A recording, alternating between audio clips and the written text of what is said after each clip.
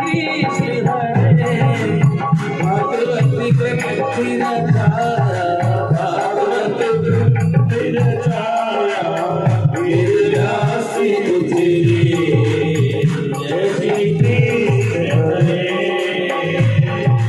नारद के कहने से रच रच छंद भरे स्वामी रच रच छंद भरे कलयुग पाप को हरने कलयुग पाप को हरने कारज सिद्ध करे जय श्री कृष्ण हरे ज्ञान वैराग सो रहे वृंदावन माही स्वामी वृंदावन माही भागवत के सुनने से भागवत के सुनने से जागृति आए जय श्री कृष्ण हरे पापी एक अंधकारी वेदियोनि धारे स्वामी वेदियोनि धारे गोकर्ण कथा सुनाई गोकर्ण कथा सुनाई हो गए विसितारे जय श्री कृष्ण हरे दिव्य परीक्षित में सम्मिलित के गले सरप डाले स्वामी गले सरप डाले श्री की श्राप दिया था श्री की श्राप दिया था रोग किए मारे जय श्री कृष्ण राजा परीक्षित भय वश गंगा तट आए स्वामी गंगा तट आए सुखदेव कथा सुनाई सुखदेव कथा सुनाई मुक्ति फल पाए जय श्री कृष्ण हरे 14 साल तक निदानंद जी भागवत श्रवण किए स्वामी भागवत श्रवण किए श्री विजयनाथ को पाया पाया श्री कृष्ण दर्शन दिए जय श्री कृष्ण हरे कली काल में जो जन भागवत सुन पाए स्वामी भागवत सुन पाए सतगुरुदेव कृपा से सतगुरुदेव कृपा से परम धाम जाए जय श्री कृष्ण हरे प्रभु जय श्री कृष्ण हरे प्रभु जय श्री कृष्ण हरे प्रभु जय श्री कृष्ण हरे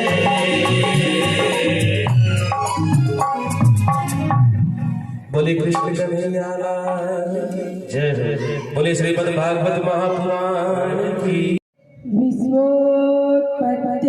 विश्वोत्पत्त्यादिहेतुः तापत्रय विनाशाय श्रीकृष्णाय नमः अखंड मंडलाकारं व्याप्तं येन चराचरं तत्पदं दर्शितं येन तस्मै श्रीगुरुवे चिदादित्यं किशोरांगं परं धामे विराजितं स्वरूपं सच्चिदानन्दं निर्विकारं सदा नमो विज्ञानरूपाय परमानन्दरूपिणे कृष्णाय गोपीनाथाय गोविन्दाय नमो नमः तमेव माता च पिता तमेव तमेव बन्धु च सखा तमेव तमेव विद्या द्रविणं तमेव तमेव सर्वं मम देवदेव आनन्दकन्दं प्रभुदेवचन्द्रं ब्रजेशरूपेण पुरापि जातं परमेश्य प्राप्तं प्रियप्राणिनाथं परेशपूर्णं सततं नमामि। तन मन धन अर्पण कियो सब तुम पे ब्रजराज मन भावे सोई करो आपके प्रणाम करूं गुरुदेव को धर चरणों में सी दास जान कर दया करो बुद्धि दो बख्शी दो बख्शी सतगुरु महाराज की कृष्ण कन्हैया लाल की जय जय श्री राधे जय जय श्री राधे जय जय श्री राधे राधावर कृष्ण चंद्र की। आइए सर्वप्रथम उन प्रभु का आह्वान करें, उनको याद करके ही, क्योंकि मंगलाचरण से सारे काम सिद्ध होते हैं, सफल होते हैं और मंगल करण अमंगल हारी। वो सारे के सारे अमंगलों को मंगल कर देते हैं। ऐसे परमात्मा को हम यहाँ बुलाएं, क्योंकि उन्हीं का जिक्र हम यहाँ बैठकर करने वाले हैं, तो उनके साथ ही करें, अपने आप को उनके चरणों में हम समर्पित कर दें। मैं तो आन पड़ा दर तेरे नंदलाल संवरिया मेरे, मैं तो आन पड़ा दर तेरे नंदलाल संवरिया मेरे।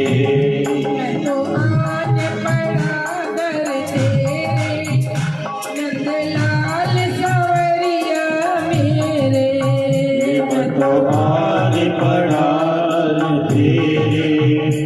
नंदलाल सांवरिया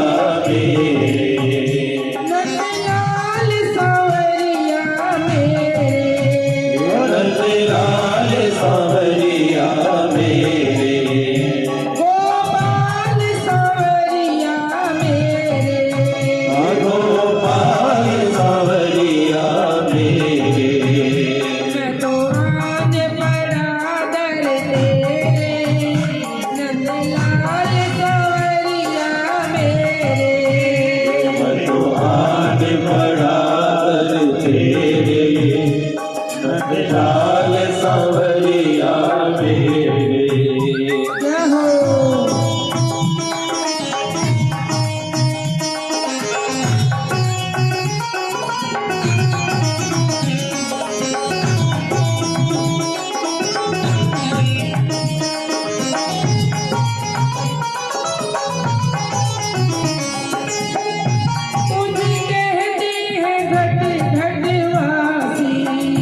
तुझे कहते हैं घट घटवासी, तूने लाज द्रौपदी की राखी, तूने राज द्रौपदी की राखी। तुझे कहते हैं घट घटवासी, तुझे कहते हैं घट घटवासी, तूने लाज द्रौपदी की राखी, तूने लाज द्रौपदी की राखी। जब बीच सभा में घेरे नंदलाल सांवरिया मेरे, सब बीच सभा में मेरे नंदलाल सांवरिया मेरे।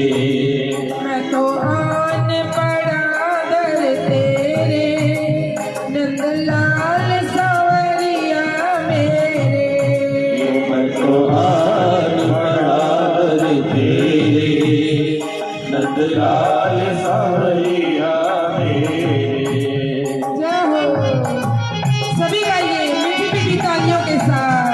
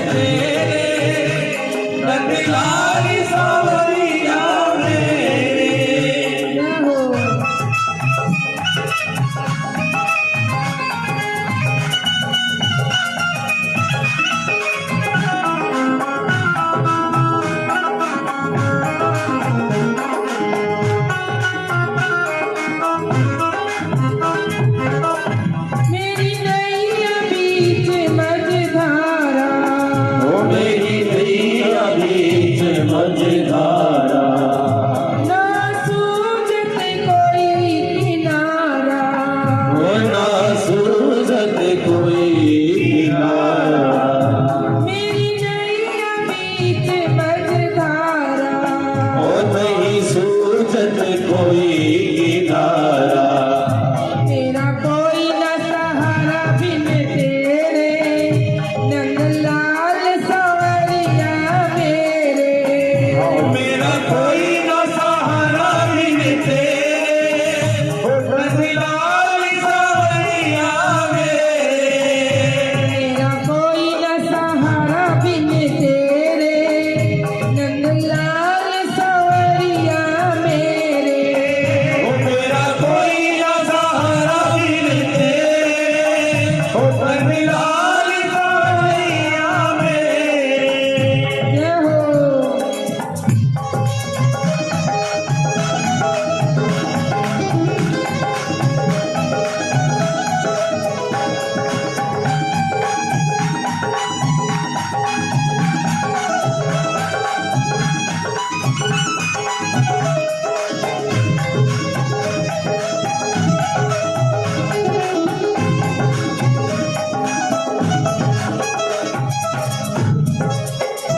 मैं शरण तिहारी आया, मैं शरण तिहारी आया।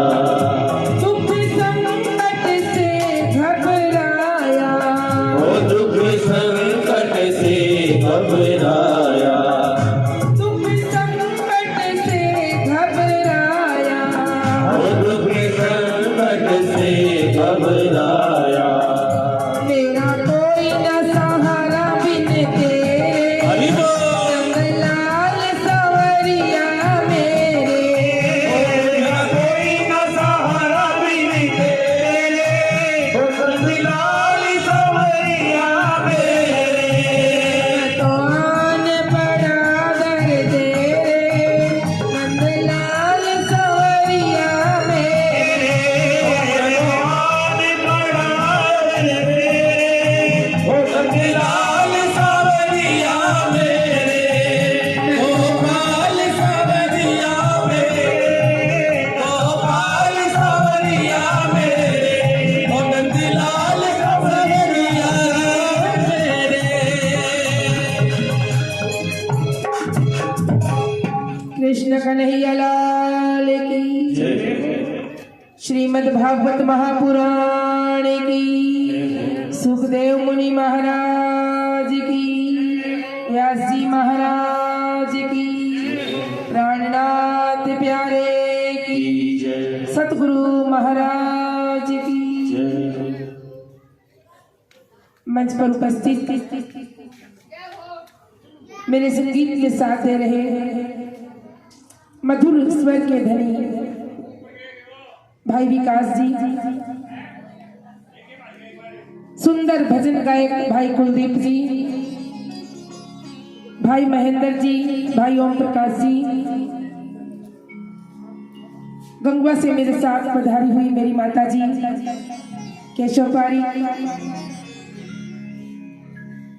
और राजीव नगर और आसपास के समस्त एरियो के तत्वाधान में चल रही श्रीमद् भागवत कथा के तीसरे दिन की इस बैठक में कथा सुनने के लिए आए हुए माताओं, बहनों, प्यारे बच्चों, बड़ा अच्छा लग रहा है।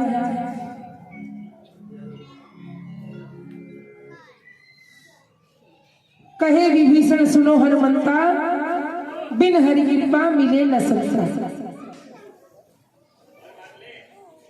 और सुत दारा और लक्ष्मी पापी के भी होए, संत समागम हरि कथा तुलसी दुर्लभ दोए। कथा सुनने के लिए यहाँ आई हुई श्रोताओं को देखकर लगता है यहाँ पर कथाएं बहुत ज्यादा होती है, और शायद सुन सुनकर लोग पेट और मन सब भर चुका है। फिर भी बिन हरि कृपा मिले न संसार। पूर्ण ब्रह्म परमात्मा की असीम कृपा जीवों पर तब होती है जब उनको सत्संग सुनने के लिए मिल जाए। परमात्मा की कथा और सत्संग जब सुनने को मिल जाए तो हम पर अति विशेष कृपा होती है। देखिए, परमात्मा की कृपा तो सब पर होती है। भगवान तो अपनी बनाई हुई सृष्टि के प्रत्येक जीव पर कृपा करते हैं। चाहे उसने एक छोटी सी चींटी भी बनाई, एक मच्छर भी बनाया, या फिर उन्होंने विशालकाय हाथी भी बनाया, वो सबके लिए भोजन पानी की व्यवस्था करते हैं। वो सबके लिए रहने की, रुकने की सारी व्यवस्था करते हैं। उनको अपनी बनाए हुए प्रत्येक जीव पर उतना ही प्रेम है, उतना ही उनकी चिंता है। इसलिए कहते हैं ना, कीड़ी को कण और हाथी को मन, वही परमात्मा देता है। यानी कि परमात्मा कृपा करता है हर जीव पर। लेकिन जब इंसान को परमात्मा ने बनाया ना, तो परमात्मा ने विशेष कृपा की। क्योंकि परमात्मा ने जब इंसान को बनाया तो उसको देखने की, सुनने की, महसूस करने की सारी की सारी व्यवस्था साथ करके भेजी। और घर मिला, परिवार मिला, शिक्षा मिली, साफ सुथरा स्वच्छता भरा जीवन दिया। ये परमात्मा की भी कृपा थी, विशेष कृपा और जीवों से। क्योंकि अगर संसार के किसी भी जीव को उन्होंने भोजन की, पानी की व्यवस्था की, तो वो कैसे भी कर दी, मतलब कैसे भी उनको खाने के लिए मिल गया। लेकिन मनुष्य को जब बनाया तो उसके लिए शुद्धता का भी, सात्विकता का भी सब कुछ ध्यान रखा परमात्मा ने।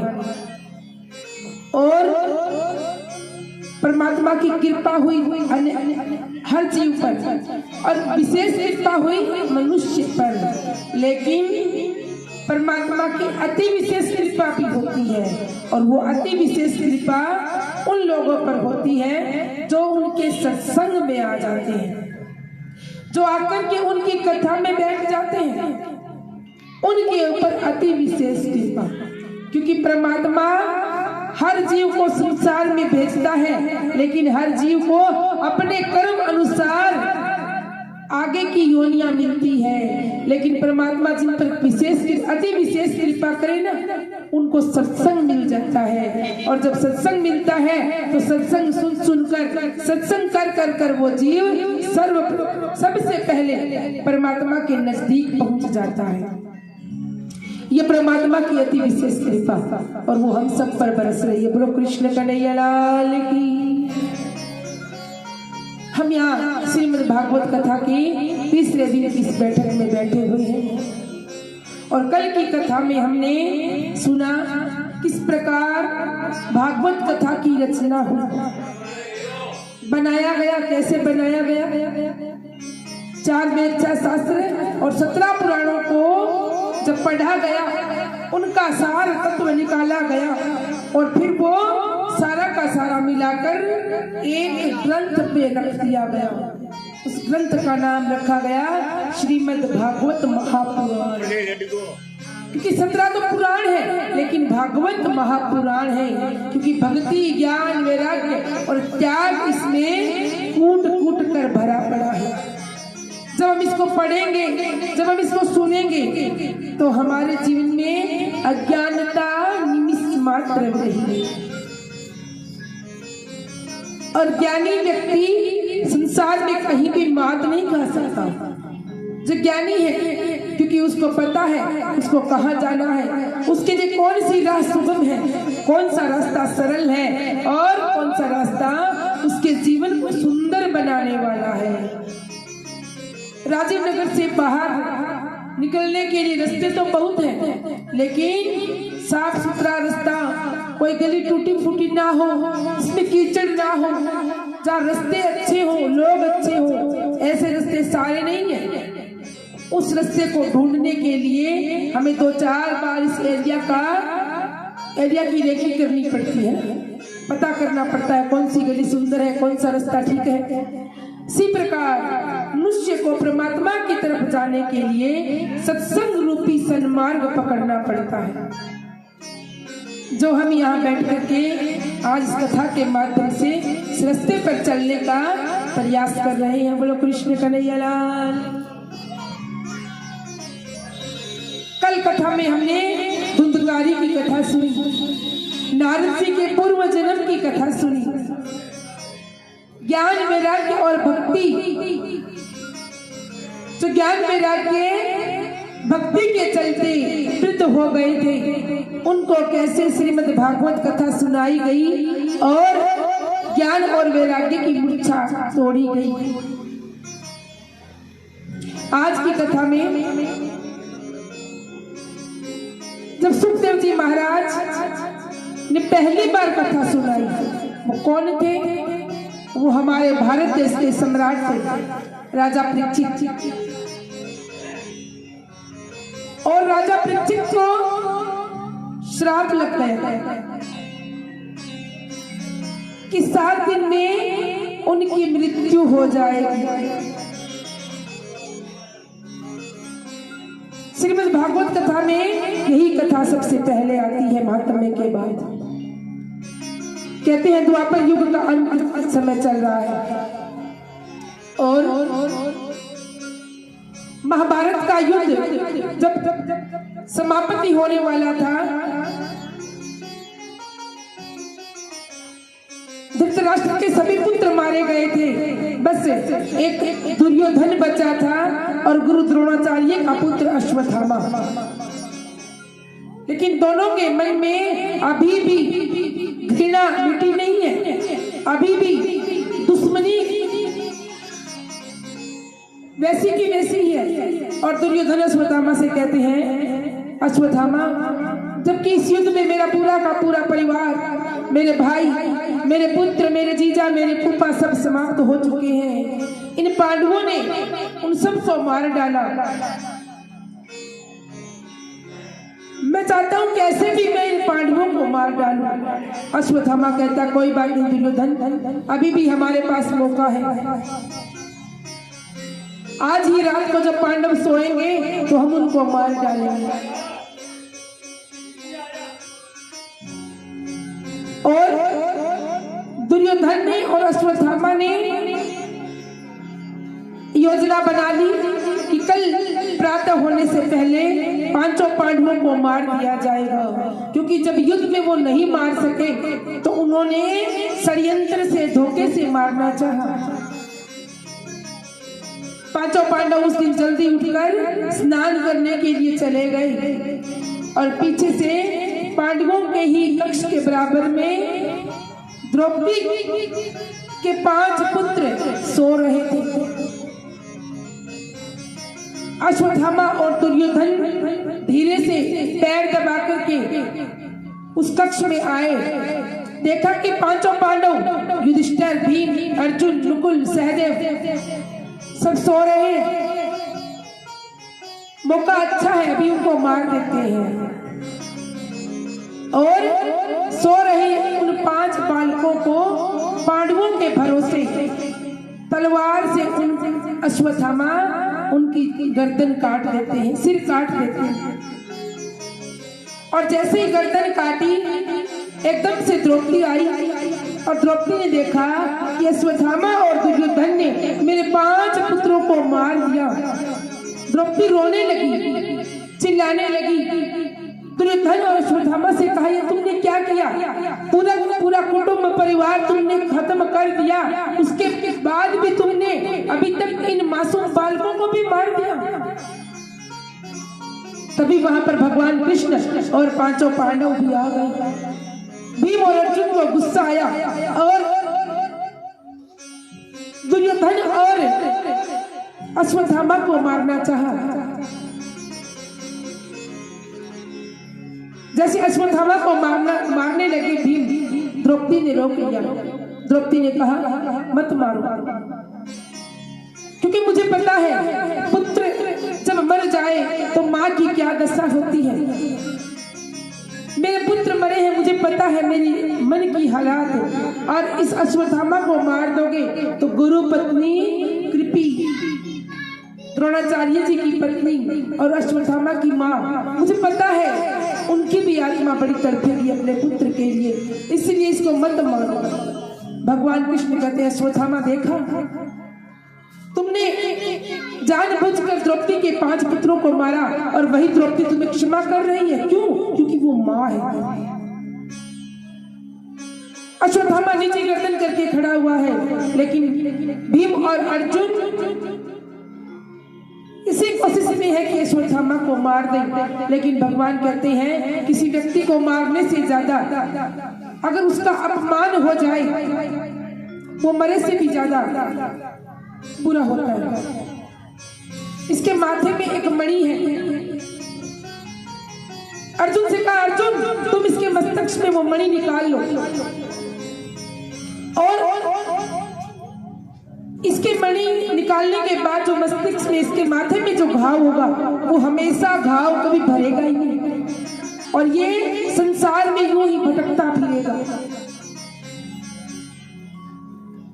ये कहकर 5 पांडव और भगवान कृष्ण वहां से चले गए, लेकिन अश्वत्थामा को अब अपमान की आग और जोर से लग गई।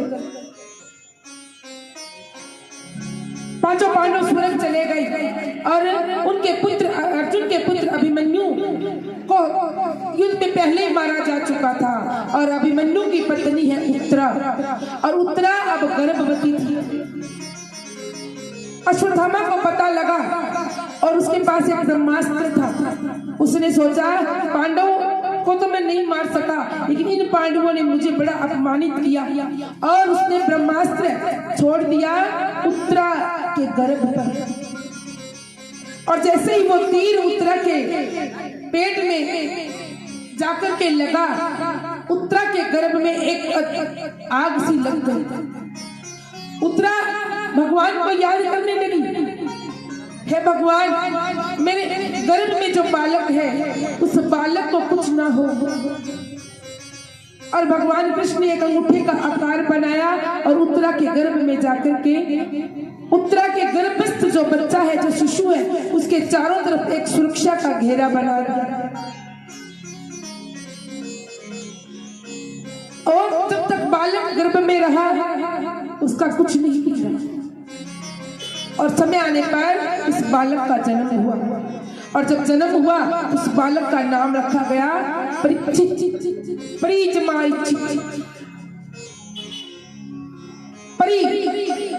परी मारे घेरे को बोलते हैं जिसके चारों तरफ सुरक्षा का घेरा हो, परिरक्षित, वो परीक्षित है।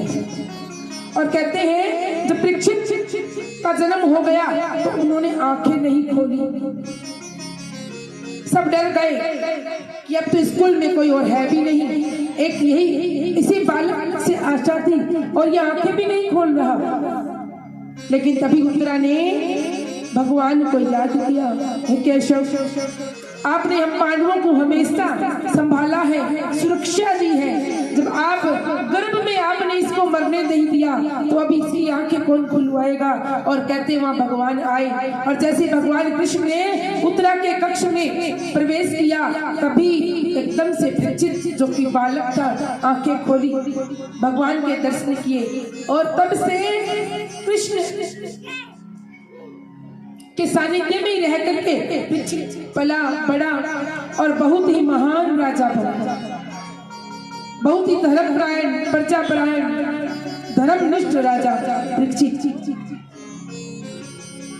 परीक्षित अपने राज्य में बहुत अच्छे से राज्य कार्य निभा रहे हैं, और एक दिन परीक्षित अपनी प्रजा को संभालने के लिए नगर में कहीं कहीं घूम रहे थे।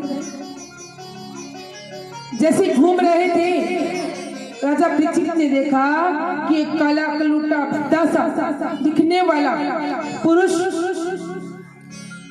एक बैल और एक गाय को मार रहा है, परेशान कर रहा है,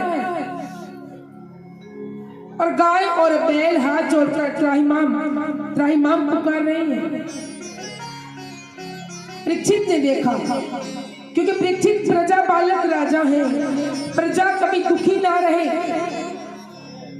ये सोचकर परीक्षित ने जाकर पूछा उस काले कलू के पुरुष से, कौन हो और ये क्या कर रहे हो? उस काले कलूटे पुरुष ने कहा, महाराज मैं कलयुग हूँ। परीक्षित ने कहा, कलयुग कौन होता है, क्या होता है कलयुग? कहा, महाराज इस संसार में एक चतुर्युगी होती है, चतुर्युगी 4 युग होते हैं। सबसे पहले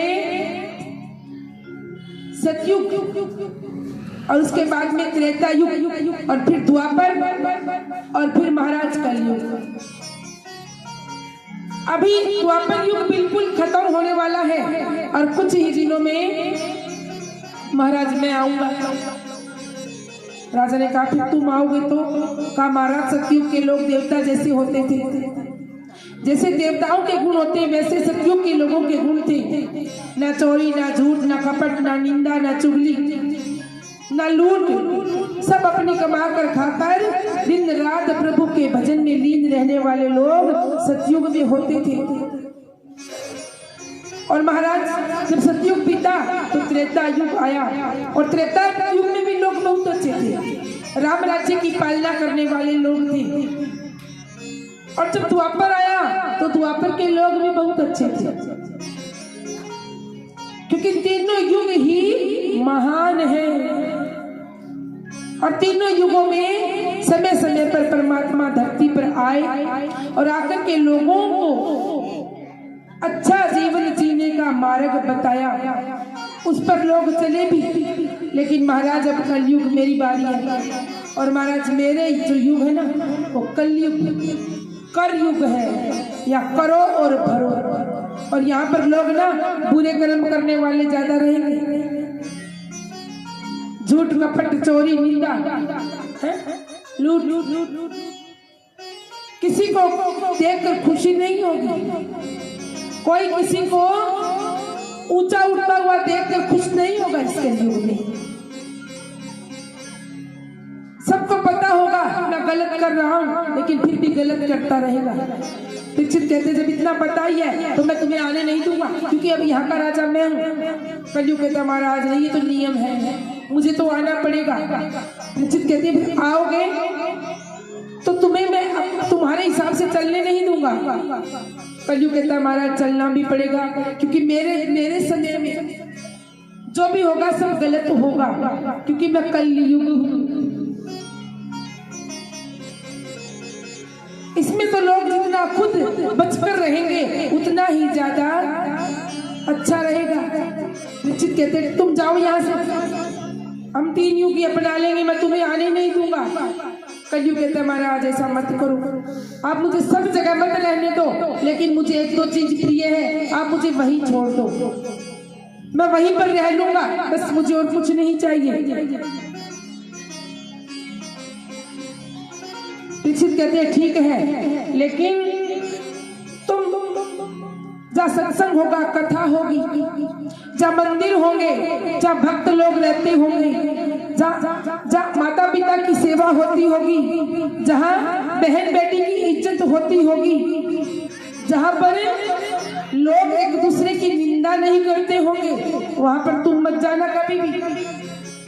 का महाराज नहीं जाऊंगा। जहाँ पर 2 भाई 4 भाई मिलकर एक ही परिवार को चला रहे होंगे और एक दूसरे के लिए शुद्ध भावना रखते होंगे, तुम वहां पर भी मत जाना। कलयुग कहता है महाराज नहीं जाऊंगा। फिर कलयुग कहता है, हे राजा परीक्षित, मुझे रहने के लिए कोई जगह तो दो, स्थान तो दो। क्या बताओ तुम फिर कहाँ रहोगे? महाराज मुझे ना आप जहाँ पर व्यभिचार, जुआ, मदपान, इस तरह के कार्य होते हो, मैं वहां रह लूंगा, बस आप मुझे वहां रहने की आज्ञा दे दीजिए। परीक्षित ने कहा ठीक है, जो लोग बुरे कर्मों में और बुरे स्थानों पर रहते होंगे तुम वहां रह लेना, लेकिन कभी अच्छाई की तरफ मत आना। कलयुग कहता महाराज मुझे एक चीज और प्रिय है, अगर आप मुझे देना चाहें तो। परीक्षित कहते क्या? कहा महाराज मुझे सोना बहुत प्रिय है। एक आपने मुझे पूरी जगह रहने की आज्ञा दी है, एक अच्छी जगह मुझे सोना बहुत प्रिय है। अगर आप कहो तो मैं सोने में रहूं। परीक्षित ने कहा सोना भी जो शुद्ध कमाई से किया हुआ होगा उसमें नहीं, जो लूटपाट का होगा, जो चोरी का होगा, डकैती का होगा, तुम वहां पर रहना। कलयुग ने हाथ जोड़ के स्वीकार किया। समय आने हुआ और कलयुग का आगमन हो गया। राजा परीक्षित को पता ही नहीं लगा कि कब कलयुग शुरू हो गया। और कलयुग क्योंकि सोने में उसका वास था, कलयुग जाकर के कहां बैठा? भीम ने जब जरासंध को मारा था तो उसके राज्य से जो लूट कर लाया गया सोना आदि था उसमें जाकर बैठ गए। क्योंकि कलयुग है और कलयुग का असर हर व्यक्ति के ऊपर होता है।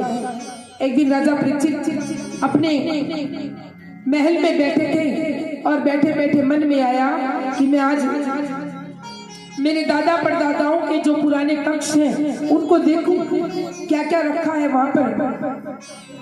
देखने गए,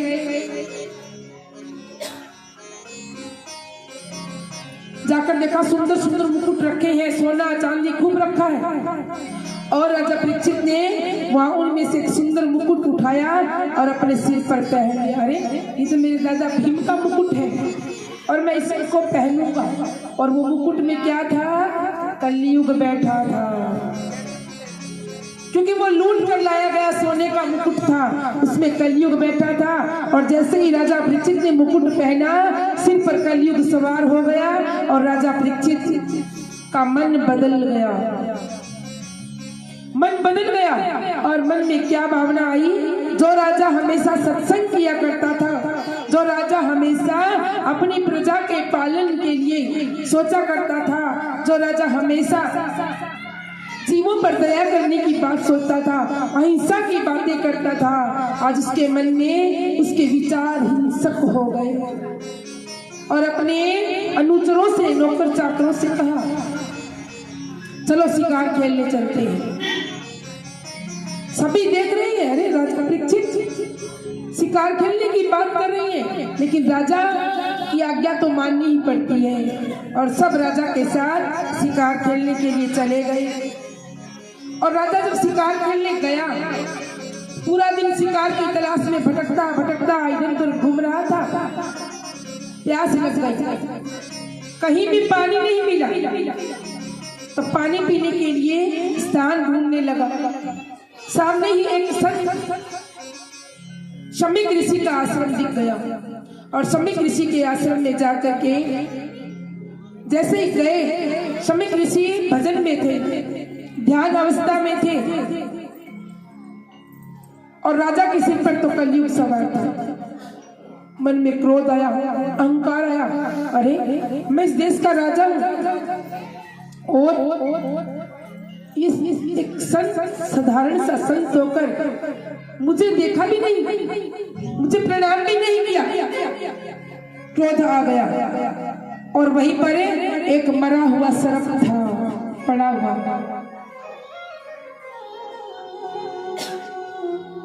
राजा ने क्रोधवश मरा हुआ सर्प उठाया और संत के गले में डाल दिया।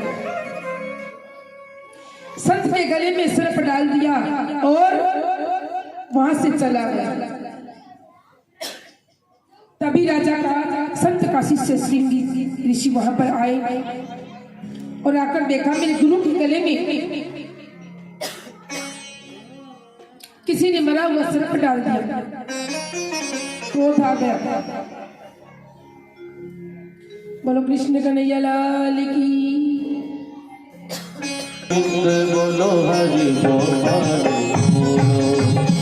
बोलो हरि गोपाल गोविंद बोलो गोपाल बोलो गोविंद बोलो गोपाल बोलो गोविंद बोलो गोपाल बोलो गोविंद बोलो गोपाल बोलो राधा रमण हरि श्री कृष्ण बोलो राधा रमण हरि श्री कृष्ण बोलो गोविंद बोलो हरि गोपाल बोलो गोविंद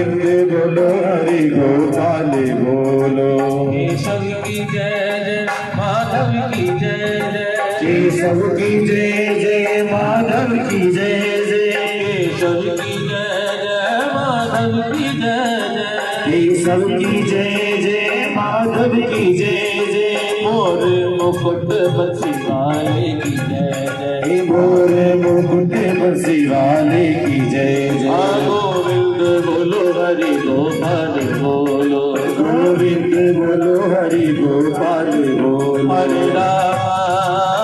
राम राम राम हरे हरे, हरे राम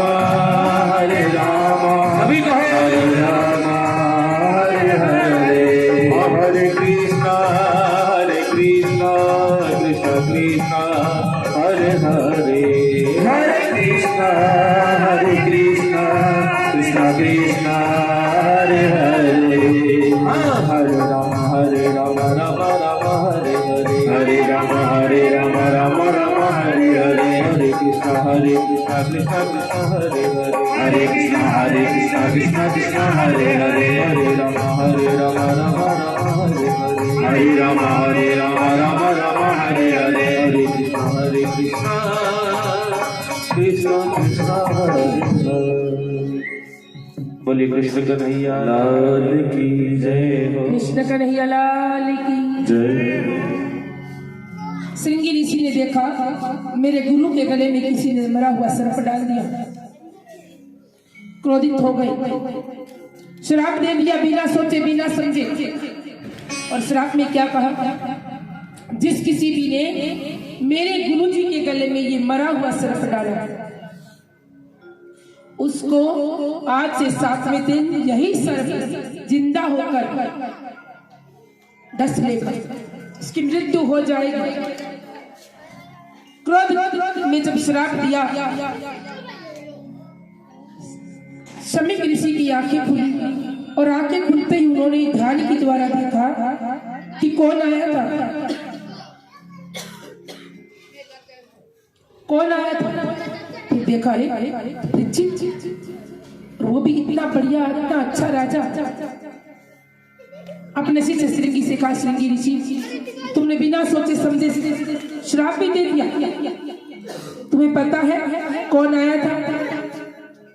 पृथ्वी का राजा राजा परीक्षित था, जिसने आज तक कभी कोई बुरा कर्म नहीं किया, किसी संत का अपमान नहीं किया। तुमने उसको श्राप दे दिया। श्रृंगी ने कहा, महाराज आपका कोई भी अपमान करे, मेरे गुरु का कोई भी अपमान करे, मुझसे सहन नहीं होता, चाहे वो कोई भी हो। तुम्हें पता नहीं उसके सिर पे कलयुग सवार था, उसने खुद से ये काम नहीं किया, लेकिन अब श्राप तो हो गया, अब किया भी क्या जा सकता है। लेकिन 7 दिनों में जब परीक्षित की मृत्यु हो जाएगी, वो अपने जीवन को कैसे संभालेगा? तुम जाकर के उसको कहो आगे की तैयारी कर ले, क्योंकि 7 दिनों में परीक्षक उसको जरूर डसेगा और मृत्यु भी हो जाएगी।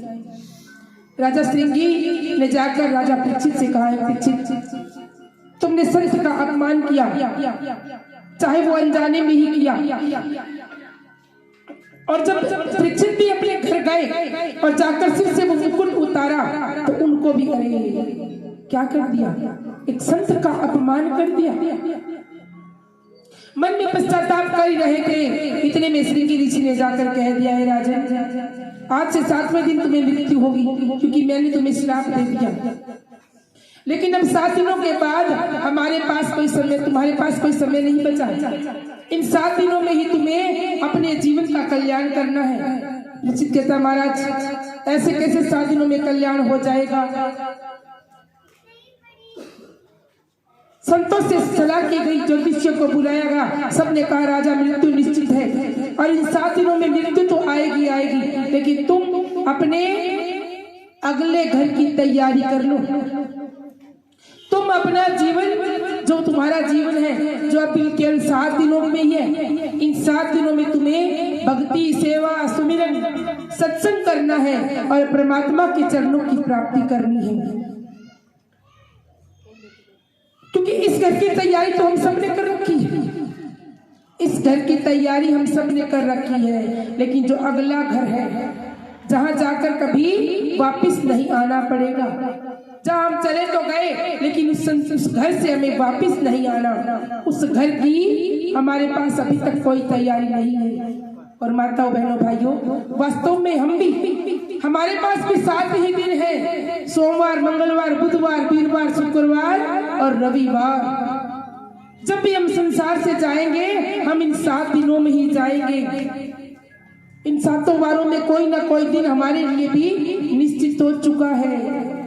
हमें भी इन 7 दिनों में संसार को छोड़ना है, इसलिए हमें आगे की तैयारी करनी है, क्योंकि इस संसार से आगे एक दूसरा भी घर है और उस घर की हमें तैयारी करनी है।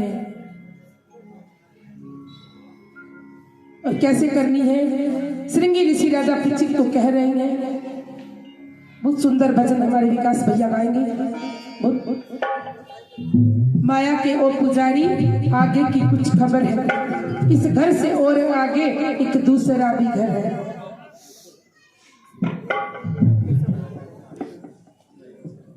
कृष्ण कन्हैया लाल की जय।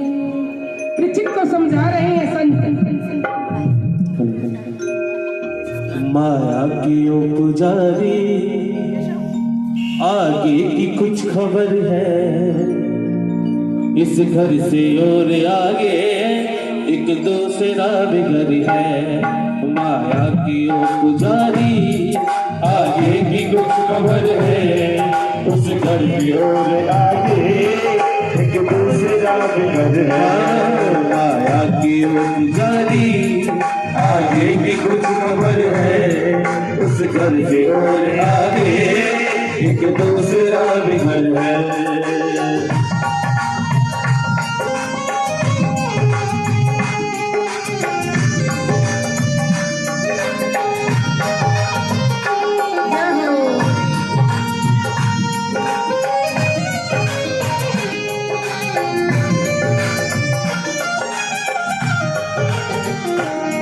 इतना न जुल्म कर तू, धरती भी कांप जाए, वरना दुखी किया है तेरा निशान मिटाए। ला ला ला ला ला ला ला, इतना न जुल्म कर तू, धरती भी कांप जाए, वरना दुखी किया है तेरा निशान मिटाए। अभी जरा संभल जा, दर्द मौत का अगर है, इस घर से और आगे एक दूसरा भी घर है। अभी जरा पुजारी, आगे की कुछ खबर है, इस घर से और आगे एक दूसरा भी घर है।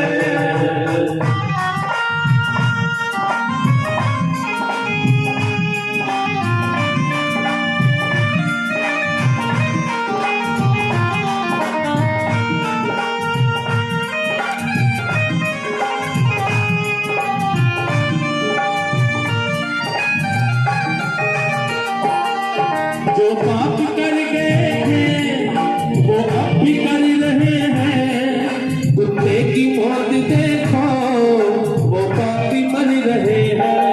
ला ला ला ला ला, जो पाप कर गए हैं वो अब भी कर रहे हैं, कुत्ते की मौत देखो वो पापी मर रहे हैं। पर न चैन पाए, पर न चैन पाए, पापों का ये असर है।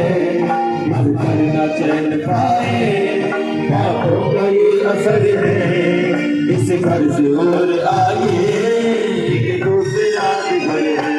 हाँ, माया की ओ पुजारी, आगे की कुछ खबर है, इस घर से और आगे एक दूसरा घर है।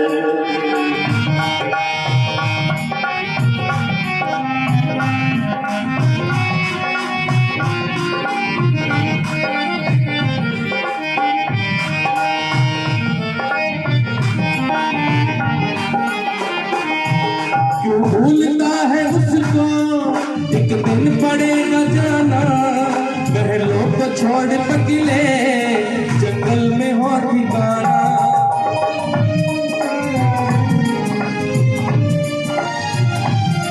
क्यों भूलना है उसको, एक दिन पड़ेगा जाना महलों को छोड़ पगले, जंगल में हो ठिकाना। कुछ तो समान करने लंबा बड़ा सफर है, कुछ तो समान कर ले लंबा बड़ा सफर है।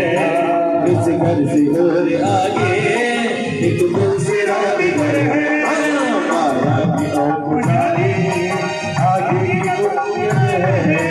इस घर से और आगे एक दूसरा भी घर है।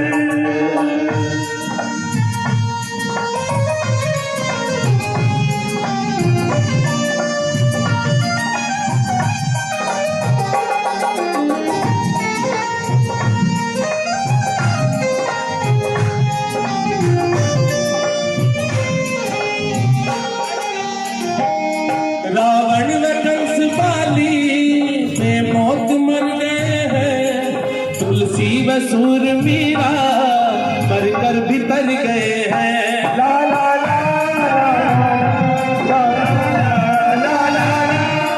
रावण व कंस बाली में मौत मर गए हैं, तुलसी व सूरवीरा मर कर भी तर गए हैं। दुष्टों का नाम डूबा, हर भक्त सब अमर है। दुष्टों का नाम डूबा, हर भक्त सब अमर है।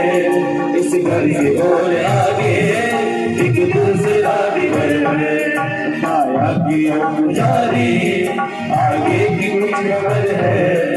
इस घर से और आगे एक दूसरा भी घर है, इस घर से और आगे एक दूसरा भी घर है।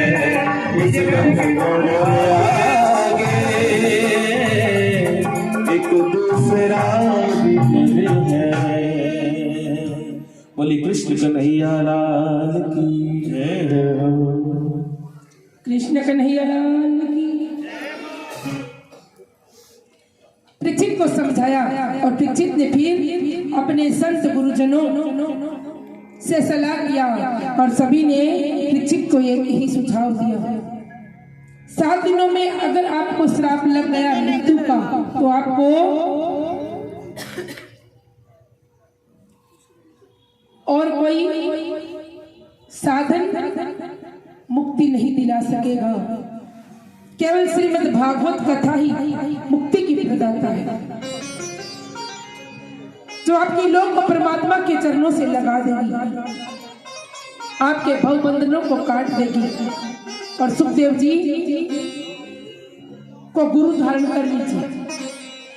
राजा परीक्षित को जब पता लगा और गुरु की शरण में आ गए। गुरु कौन? सुखदेव जी महाराज, जो 16 साल तक अपनी मां के गर्भ में रहे, जिन्होंने अमर कथा सुनी थी और अमर कथा सुनकर जो स्वयं अमर हो चुके थे। परीक्षित सुखदेव मुनि महाराज के पास आए, आकर के बताया, गुरु महाराज आपके चरणों में मेरा वंदन है, प्रणाम है, और आप सब बातों के जानकार हो। आपको पता है कि मुझे श्राप लगा है, 7 दिन में मेरी मृत्यु हो जाएगी और मुझे इस मृत्यु के बंधन में नहीं पड़ना। मुझे तो अपने आप को प्रभु के चरणों में लेकर जाना है। इसके लिए जो भी साधन, जो भी प्रयत्न होंगे वो मैं करने के लिए तैयार हूँ। मुझे आपसे श्रीमद् भागवत कथा सुननी है और मैं अपने आप को आपके चरणों में समर्पित करने आया हूँ।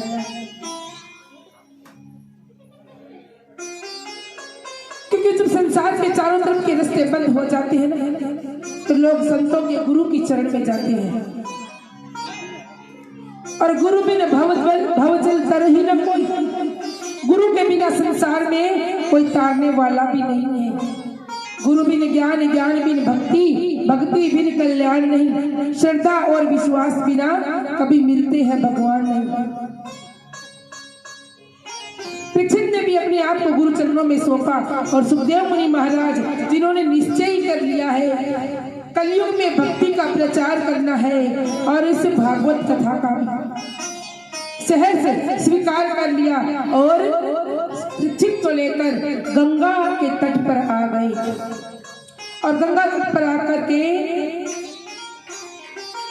परीक्षित ने अपने पूरे परिवार को, समाज के लोगों को, इष्ट मित्रों को, संत गुरुजनों को, सबको बुलाया।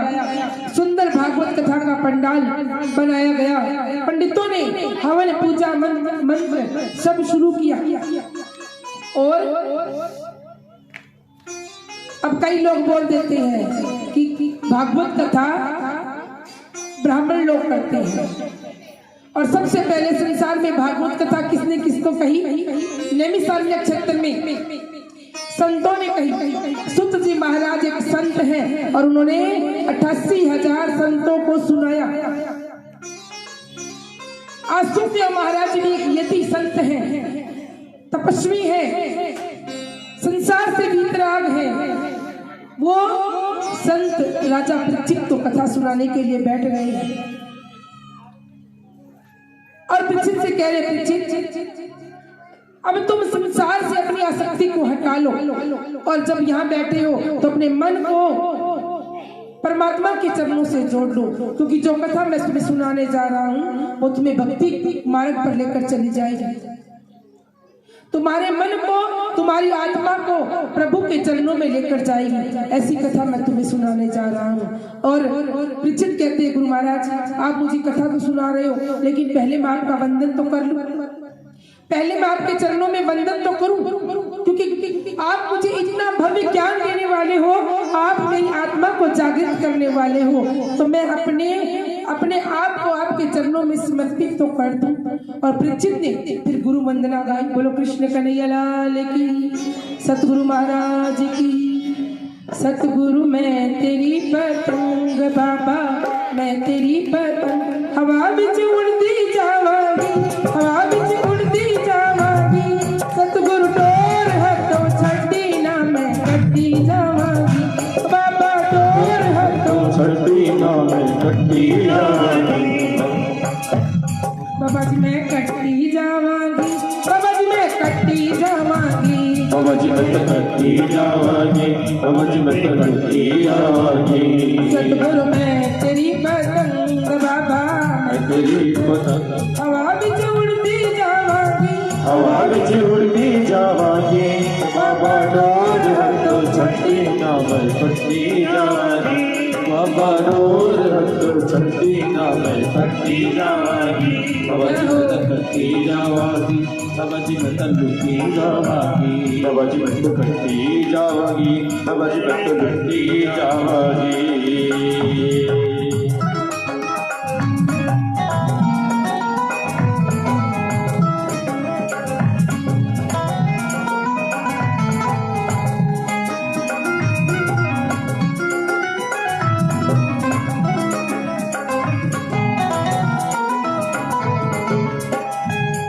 बड़ी मुश्किल दे नाल मिलिया मैनू तेरा दवारा है बाबा, तेरा दवारा है।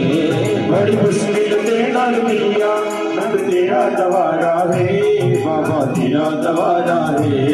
मैनू इको तेरा आसरा नाल तेरा सहारा है बाबा, तेरा सहारा है। मैनू इको तेरा आसरा नाल तेरा सहारा है बाबा, तेरा सहारा है। उड़ तेरे ही भरोसे, उड़ तेरे ही भरोसे, हवा बिच उड़ती जावांगी, हवा बिच उड़ती जावांगी। साइया डोर हथों छड्डी ना मैं छुट्टी जावांगी, साइया डोर हथों छड्डी ना मैं कट्टी जावांगी। बाबा जी मैं कट्टी जावांगी, बाबा जी मैं लुटी जावांगी, बाबा जी मैं कट्टी जावांगी, बाबा जी मैं कट्टी जावांगी। सतगुरु मैं तेरी पतंग बाबा, मैं तेरी पतंग।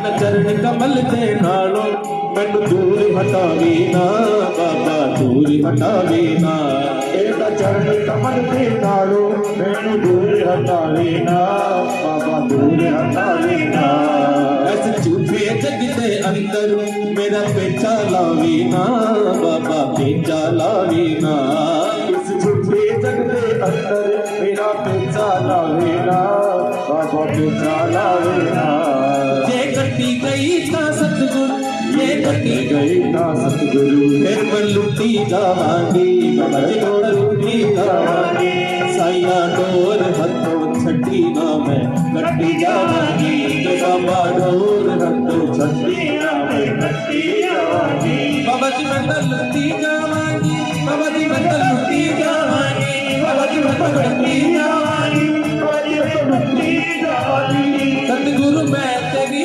पतंगी बाबा ਮੈਂ ਤੇਰੀ ਪਤੰਗੀ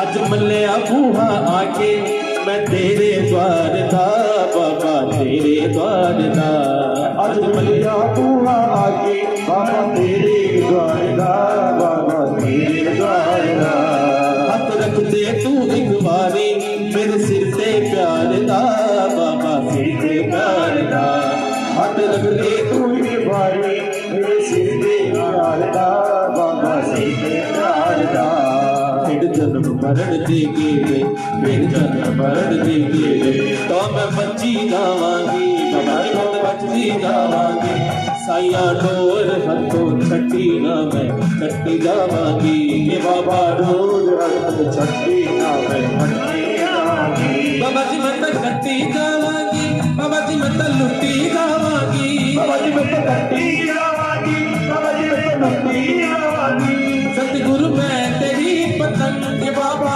मैं तेरी पतंगी आवाज में उड़ती जावांगी आवाज में उड़ती जावांगी सतगुरु डोर हथों छटी ना मैं कटी जावांगी ये बाबा डोर हथ छट्टी ना मैं कट्टी जावांगी बाबा जी मैं तो कटी जावांगी बाबा जी मैं तो लुटी जावांगी बाबा जी मैं तो कट्टी जावांगी बाबा जी मैं तो लुट्टी जावांगी बाबा जी मैं तो कटी जावांगी बाबा जी मैं तो लुटी जावांगी बाबा जी मैं तो कटी जावांगी बाबा जी मैं तो लुट्टी जावांगी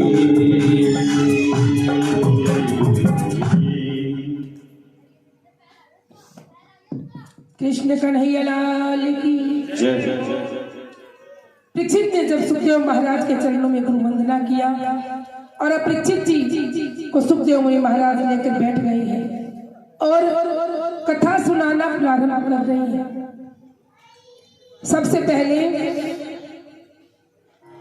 सुखदेव मुनि महाराज राजा परीक्षित से कह रहे हैं, परीक्षित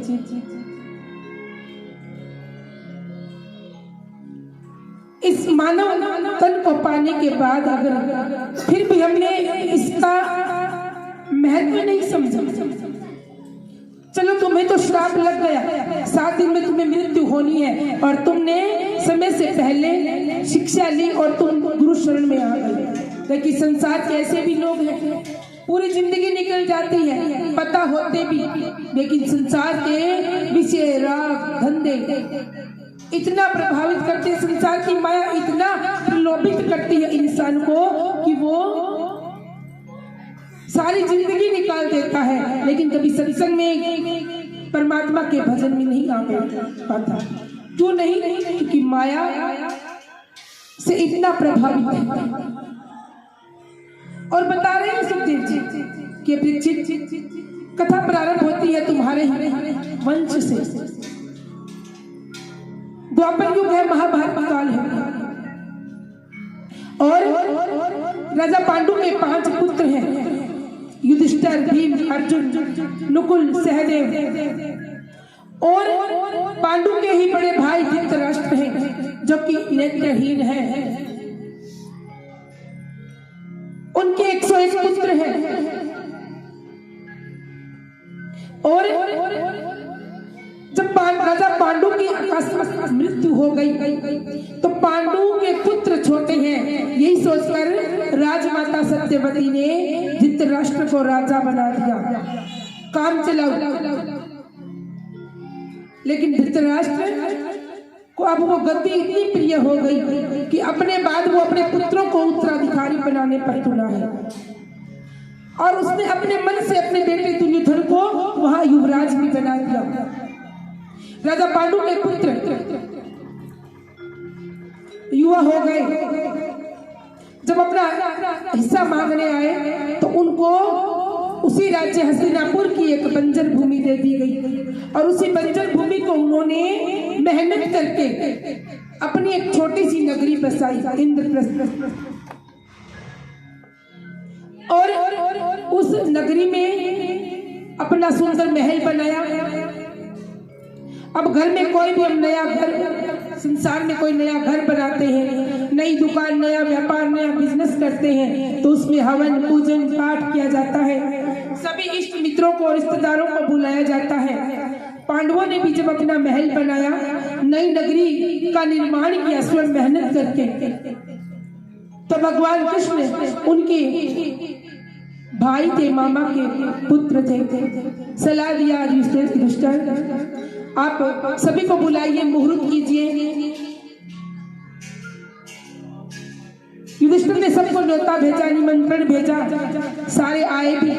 और जो महल बनाया था वो इतना सुंदर और इतना भव्य बनाया था कि उस मंदिर का निर्माण, उसके घर का निर्माण लोगों के समझ में नहीं आता था, क्योंकि जहाँ पर फर्श था वह पानी दिखता था और जहाँ पर पानी था वह फर्श।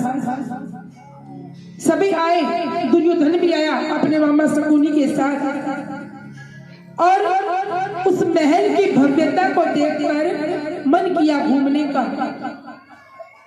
यज्ञ चल रहा है, कार्यक्रम पूजा पाठ सब चल रहे हैं और दुर्योधन अपने मित्रों और अपने मामा शकुनी के साथ घूम रहा है, पांडवों का महल देख रहा है। और देखते देखते जैसे ही एक जगह पहुंचा वहां पर पानी था खूब, लेकिन दुर्योधन को लगा कि यहाँ पर फर्श सामने चिकना है, इसीलिए पानी जल जैसा दिख रहा है और जैसे ही वहां पैर रखा फिसल गया, गिर गया। थोड़ी और आगे चला, सोचा पानी होगा, कपड़े ऊपर उठा लिए, फिर गिर गया। द्रौपदी अपने महलों में ऊपर खड़ी देख रही थी और जैसे द्रौपदी ने देखा, द्रौपदी अपनी सखियों के साथ ही हंसने लगी जोर जोर से और व्यंग्य किया, अंधे की संतान अंधी। द्रौपदी ने ताना दिया और दुर्योधन देख रहा था और वो शब्द दुर्योधन के मन में घर कर गए और पांडवों और द्रौपदी को अपना पहले दुश्मन मानता था, अब तो और भी ज्यादा दुश्मन बन गया। वहां से चला गया, मन में दुश्मनी की गांठ बांधकर चला गया। और इधर युधिष्ठिर ने अपने भाई मामा के जो पुत्र हैं और उनके इष्ट भी हैं भगवान श्री कृष्ण से पूछा, कृष्ण हवन पूरा हो गया, यज्ञ पूरा हो गया, संपन्न हुआ ना सब कुछ? भगवान कृष्ण कहते हाँ, एक दुर्वासा ऋषि की कमी रह गई है, उनको बुलवा लो, आशीर्वाद दे देंगे। दुर्वासा ऋषि को बुलाने के लिए भेजा, सबको भेजा, बारी बारी से खुद गए लेकिन नहीं आई और बार बार यही शर्त रखते कि अब इस यज्ञ में मैं तभी जाऊंगा, मैं उस घर में तभी जाता हूँ जहाँ पहले से किसी ने कोई यज्ञ किया हो। लेकिन पांडवों तुमने तो कभी कोई यज्ञ किया ही नहीं, ये पहला यज्ञ है, मैं कैसे जाऊं? मैं उस घर का जल भी ग्रहण नहीं करता। जब इस बात का पता द्रौपदी को लगा, द्रौपदी ने भगवान कृष्ण से कहा आप कहो तो एक बार मैं भी जाऊं। कृष्ण ने कहा द्रौपदी तुम जाओ। द्रौपदी ने अपने रेशमी वस्त्र उतारे, साड़ी गहने कपड़े सूती वस्त्र पहने, सखियों के साथ कीर्तन करती हुई दुर्वासा ऋषि के आश्रम में पहुंची और दुर्वासा ऋषि ने कहा गुरु महाराज प्रणाम, आपके पांडवों ने एक यज्ञ रचाया है, राजसूय यज्ञ, और उस यज्ञ में सभी संतों महंतों की, सभी ऋषियों की आहुति मिल चुकी है, केवल आपका आशीर्वाद बाकी है, आप चलिए आशीर्वाद दीजिए। दुर्वासा जी कहते द्रौपदी तुम्हें तो पता ही है, मैं तो पहले जिस घर में कोई यज्ञ नहीं किया मैं उस घर में नहीं जाता। द्रौपदी कहती महाराज मैंने तो बहुत यज्ञ किए हैं, आपको नहीं पता? दुर्वासा जी कहते कब कर लिया? क्योंकि दुर्वासा ऋषि को पता था कि पांडवों ने और द्रौपदी ने पहले कोई यज्ञ नहीं किया। दुर्वासा कहते कब किया? द्रौपदी कहती महाराज लो, आप लोग ही तो कहते हो संत मिलन को चाहिए तज माया अभिमान और जून जूपग आगे धरे कोटि यज्ञ समान। महाराज आप ही तो कहते हो, और देखिए मैं तो आपसे मिलने आई हूँ और अपने घर से यहाँ तक मैं पैदल आई हूँ। आप लोग कहते हो कि माया और अभिमान को घर में रखकर आओ, जब कथा में आओ तो महाराज देख लीजिए मेरे वस्त्र देखिए, मेरी वेशभूषा देखिए, मेरे आने का मेरा व्यवहार देखिए, मैं कीर्तन करती हुई आई हूँ। और या तो आप लोग झूठे हैं और अगर आप लोग सच्चे हैं तो मैंने जितने भी कदम अपने घर से आपके आश्रम तक रखे वो सारे के सारे यज्ञ हैं। दुर्वासा के हाथ का चलो देवी, और आकर के पांडवों के यज्ञ में आहुति डाली, आशीर्वाद दिया, यज्ञ संपन्न करवाया। माताओं बहनों भाइयों, हमें भी जब हम कथा सत्संग का हमें पता लगे, हमारे नगर हमारे शहर हमारी गली में कोई कथा सत्संग है, बिना बुलाए पहुंचिए, बिना बुलाए बिना न्योते के, और जाकर कथा में मेहमान बनकर नहीं, अगर वहां कोई सेवा कार्य है तो हम सेवा कार्य करें, और सेवा कार्य नहीं है तो हम कथा को ध्यान से सुने। और कथा में ये सोचकर कि हम चलो कथाएं बहुत होती हैं हम नहीं जाएंगे, तो हम किसी और का नुकसान नहीं करेंगे, हम अपना करेंगे स्वयं का, क्योंकि हमारे आसपास सत्संग कथा संत आए और हमने वहां हाजिरी नहीं लगाई, नुकसान हमारा होता है। दुर्वासा जी ने यज्ञ संपन्न करवाया।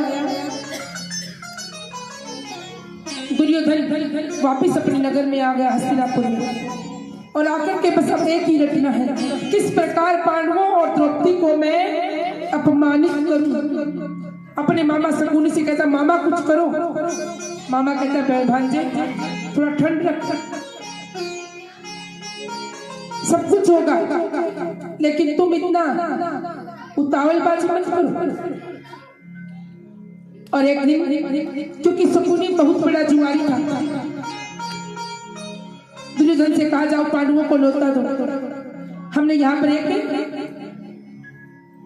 खेल खेलना है, जुआ खेलना है, और उसके अंदर हम पांडवों को बुलाएंगे। अब व्यक्ति के पास धन अगर ज्यादा हो जाए ना, तो धन के साथ जब लक्ष्मी आती है ना तो व्यसन भी साथ लेकर आती है। बुरी आदतें, शराब, ताश, जुआ, सारी की सारी बुरी आदतें जब पैसा आता है तो व्यक्ति के साथ ये सब फ्री में आता है। समझदार होते हैं वो लोग जो इन चीजों में नहीं पड़ते। दुर्योधन ने भेजा राजा युधिष्ठिर से, कहा युधिष्ठिर हम खाली हैं, आओ दो बाजी हो जाए। और दुर्योधन की बात को युधिष्ठिर ने सहज स्वीकार कर लिया और भाइयों के साथ हस्तिनापुर में आ गई जुआ खेलने के लिए। अब युधिष्ठिर को पता नहीं कि ये जो शकुनी मामा है ना ये बहुत बड़ा जुआरी है, और दुर्योधन के साथ युधिष्ठिर ने खेलना प्रारंभ कर दिया। एक बाजी खेले, दो बाजी खेले, खेलते खेलते दुर्योधन ने सबसे पहले राजा युधिष्ठिर ने जो नगरी बसाई थी इंद्रप्रस्थ वो जीत ली। दूसरी बाजी में धन संपत्ति, तीसरी बाजी में हाथी घोड़े, चौथी बाजी में सब कुछ। और फिर राजा युधिष्ठिर ने कहा कि अब बस अब मेरे पास और कुछ नहीं है, मैं सब कुछ हार गया। दुर्योधन कहता भैया अभी तो कहाँ, अभी तो आपके 5 भाई हैं बलिष्ठ, लगाइए दांव पर, क्या पता अगली बाजी आपकी आ जाए, जो हारा हुआ माल है वो वापस मिल जाए। और कई बार लोग ऐसा करते करते करते करते अपना सब कुछ गंवा देते हैं, अब नहीं तो अगली बार, अब नहीं तो अगली बार। और हमारे गुरु जी कहते हैं जिसने खेली ताश उसका हो गया सत्यानाश। जिसने पी शराब उसका जीवन खराब। दुष्ट खेलने लग गया, फिर दांव लग गया अपने पांचों भाइयों का, एक एक करके सबको दुर्योधन का दास बना दिया। फिर अपने आप को भी दांव पर लगा दिया। और जब दुष्ट ने हाथ खड़े कर दिए तो दुर्योधन ने कहा, भैया अभी भी आपके पास एक चीज हो रही है।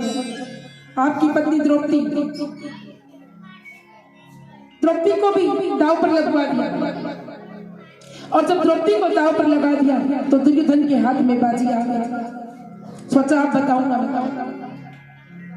अपने भाई दुशासन से कहा, दुशासन जल्दी जाओ और उस घमंडी द्रौपदी को सभा में लेकर आओ, क्योंकि आज से वो मेरी दासी है। दुर्योधन दुशासन जाता है और द्रौपदी से चलने के लिए कहता है। द्रौपदी उन दिनों रजस्वला है, मना कर दिया, लेकिन दुशासन मूर्ख जाकर के द्रौपदी के खुले बालों को पकड़कर उसके महल से घसीटता हुआ सभा में लेकर आ गया। द्रौपदी बार बार कह रही है, द्रौपदी बार बार कह रही है कि मुझे इस तरह मत घसीटो, जब मैं ठीक होंगी मैं स्वयं आ जाऊंगी। तुम मुझे इतना अपमानित मत करो, क्योंकि मैं एक राजपुत्री हूँ, एक राजा की पुत्र वधू हूँ और एक राजा की पत्नी भी। लेकिन कुछ नहीं सुना गया और द्रौपदी को बालों से घसीट कर लाकर के सभा में गिरा दिया गया। और द्रौपदी अब चारों ओर देख रही है, बाल खुले हैं, सिर पर साड़ी का पल्लू भी नहीं है, लज्जित हो रही है। सोच रही है कि कभी मेरे दादा ससुर जी बैठे हैं, वो मुझे बेइज्जत होने से बचाएंगे। कभी अपने 5 पतियों की तरफ देख रही है, कभी अपने ताया ससुर धृतराष्ट्र की तरफ देख रही है, कभी अपने गुरु द्रोणाचार्य जी को देख रही है, तो कभी कृपाचार्य जी को, कभी विदुर जी को। चारों तरफ देख रही है याचक दृष्टि कि कोई तो बोलेगा, कोई तो मुझे बचाएगा, लेकिन नहीं नहीं नहीं। और इधर दुर्योधन कहता है, द्रौपदी देखा अंधे की संतान कितनी अंधी होती है, देखा तुमने तो केवल कहा था, मैंने तुम्हें आज दिखा दिया, मैं ही वो अंधे का पुत्र अंधा हूं, और आज तुम देखना। और दुशासन से कहा, दुशासन यह हमारी दासी है, इसको लाकर मेरी जंगा पर बिठाओ। द्रौपदी कहती है, दुर्योधन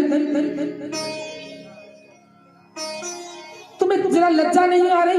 मैं रिश्ते में तुम्हारी भाभी हूं, लेकिन इसमें द्रौपदी की भी गलती थी। कई बार माताएं बहनें जब बोलती हैं तो बोलने से पहले सोचती भी नहीं। और संत गुरुजन कहते हैं, वचन विचार के बोलिए, वचन के हाथ न पाऊं, एक वचन करे औषधि, एक वचन करे घाव। जो मुख से वचन निकल गया ना, फिर वो कभी वापस नहीं आता। इसलिए जब बोले कई बार सोचकर बोले, हमारे बोले गए शब्द का क्या अर्थ होगा, सामने वाले पर इसका क्या असर पड़ेगा, उसको कितनी पीड़ा होगी, या उसको कितना हमारे शब्दों से आनंद मिलेगा। हमारे शब्द अगर आनंद देने वाले हैं तो कोई बात नहीं, सामने वाले को सुख देने वाले हैं तो कोई बात नहीं, लेकिन अगर हमारे बातों में व्यंग्य है, हमारे बातों में अगर कठोरता है, तो हमें अपने शब्दों को संभाल कर बोलना पड़ेगा। द्रौपदी ने भी नहीं सोचा, किया तो मजाक था, लेकिन अब महंगा पड़ गया। द्रौपदी ने सबको चारों ओर तरफ से देखा, किसी ने भी कोई सहायता नहीं की, और द्रौपदी बस 8 नजरों से इधर उधर देख रही है। और जब दुर्योधन ने कहा, दुशासन इसको मेरी जंगा पर लाकर बिठाओ, भीम क्रोधित हुए और उसी समय प्रतिज्ञा ली, दुर्योधन जिन जंगाओं पर तू द्रौपदी को बिठाने की बात कर रहा ना, उन जंगाओं को तोड़ तोड़ कर तुझे मारूंगा। लेकिन उस समय भीम भी विवश था और दुशासन से कहा, दुशासन उतार लो इसकी वस्त्र, उतार लो इसकी साड़ी जो इसके तन पर है, क्योंकि इसने मुझे बहुत जलील किया था।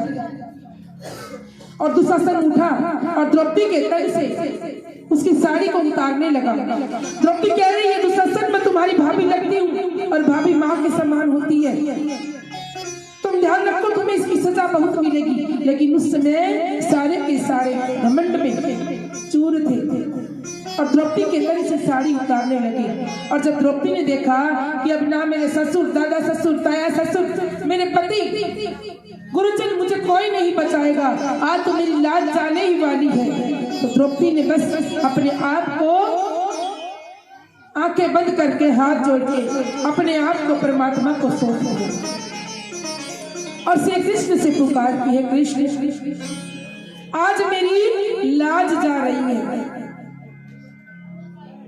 आज मेरी लाज जा रही है और उसको बचाने के लिए आज कोई नहीं है। मैं सोच रही थी कि मुझे संसार वाले बचा देंगे, मैं सोच रही थी कि मुझे राजा की पुत्री, पता नहीं मुझे कौन बचा देगा, लेकिन शायद तुम्हारे सिवा मुझे बचाने वाला कोई नहीं है। द्रौपदी ने अपनी एकांत पुकार भगवान तक पहुंचाने की कोशिश की, रो रही है, हाथ जोड़कर तुम्हें पुकारूं सुनियो कृष्ण मुरार, हाथ जोड़कर तुम्हें पुकारो सुनियो मेरा। भरी तो सभा में जाती है लाज हमार, भरी तो सभा में जाती है लाज हमार, हाथ जोड़कर तुम्हें पुकारो सुनियो कृष्ण मुरार, हाथ जोड़कर तुम्हें पुकारो सुनियो कृष्ण मुरार। भरी तो सभा में जाती है लाज हमार, भरी तो सभा में जाती है लाज हमार।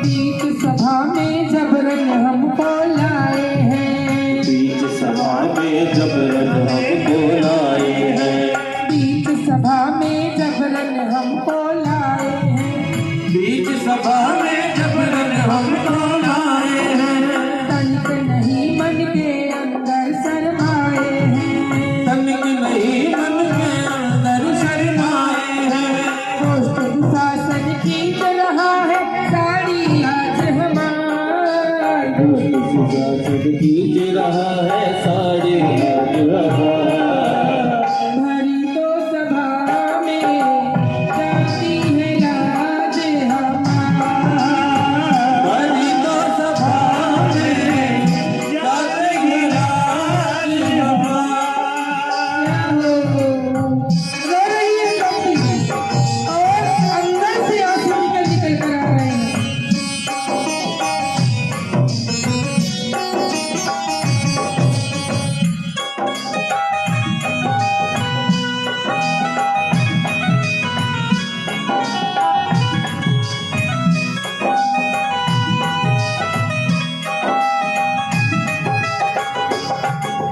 और द्रौपदी भगवान से शिकायत लगा रही है, देखो भगवान तुम नहीं पास में हो ना, तो इस सभा में इतने वीर बैठे ना बलवान, इनकी भी कोई औकात नहीं है, कोई नहीं बचाने आया मुझे और मेरी लाज जा रही है।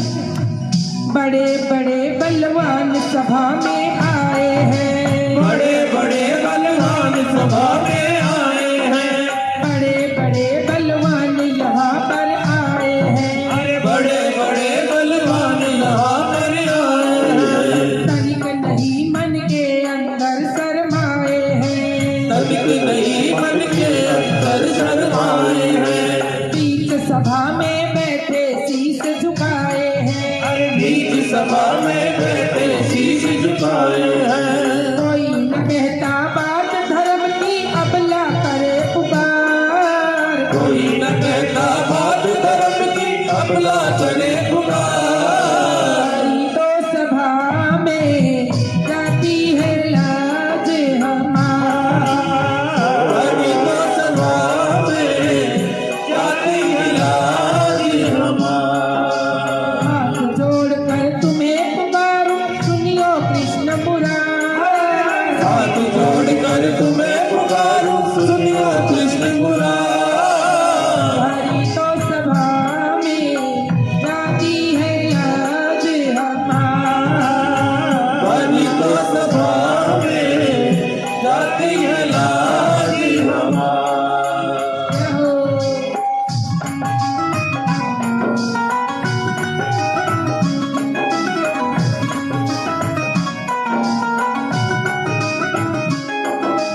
जब भक्तों ने तुम्हें पुकारा तब कान्हा तुम आए हो, जब भक्तों ने तुम्हें पुकारा जब कान्हा तुम आए हो।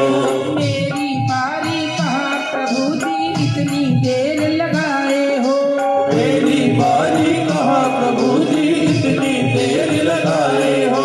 क्या अबला से चूक हुई जो दीनी मोहे विसार, क्या अबला से चूक हुई दीनी विसार। भरी तो सभा में जाती है लाज हमारी, तो सभा में जाती है लाज हमारी।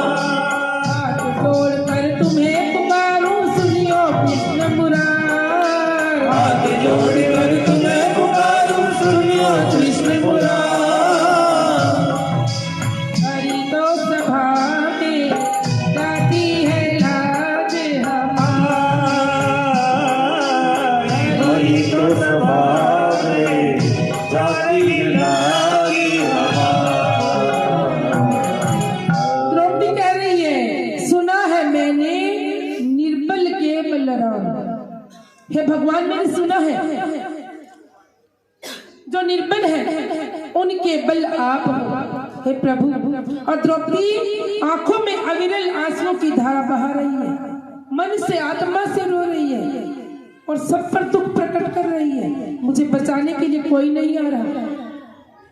और तभी द्रौपदी की जब पुकार, करुण पुकार भगवान सुनी और द्रौपदी के सिर से वो चीर उतरने वाला ही था, खींच खींच कर इतने में भगवान प्रकट होते। बोलो कृष्ण कन्हैया लाल की। और द्रौपदी की जो साड़ी तन से उतरने ही वाली थी और भगवान ने इतना ढेर लगा दिया साड़ी का और वो साड़ी उसके तन से उतरी भी नहीं।